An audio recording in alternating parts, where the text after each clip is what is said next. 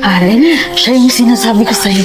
Siya yung nililigawan ko, si Yana. Hello, Yana. Lainey, kapatid mo Kuya Rambo. Pwede mo magtanong, anong oras na? 5:54.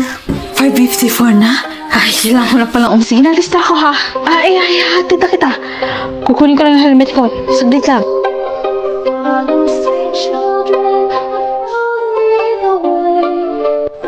Saan yun? Ang bilis naman niya. Kuya, narinig mo ba yung sinabi ni Manay kagabi? Tama siya, kuya eh.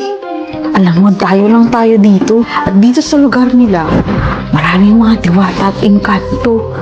Kaya ikaw, mag-ingat ka sa mga nakikilala mo. Lenny, hindi nga engkanto si Yana. Rambo, nandito ka na pala. Aalis na tayo. Ano yan? Bawang. Rambo, next time na lang tayo umalis. Medyo sumama yung pakiramdam ko eh. Sige, mauna na ako.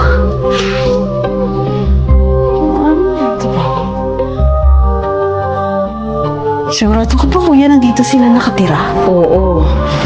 Siya mismo ang sabi sa akin. Papatunayan ko talaga sa'yo na mali ang akala mo. Yaman pala niya. Yana.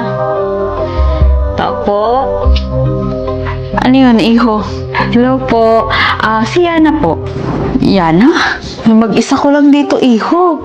Tsaka wala din akong kilalang Yana. Dayo ba kayo dito? Alam niyo ba yung sabi-sabi? Sa dito may diwatang maganda tsaka engkanto na nagpapanggap na tao para lang makarecruit na pumunta doon sa Birini. Yan ang sinasabi ko sa'yo, kuya eh. Hindi ka naniniwala sa akin. Maglagay ka ng maraming kandila sa bahay mo. Dahil ayaw nila ng usok. Ano itong mga nakapalibot sa bahay niyo? Maraming kandila. Hindi na ako tutuloy.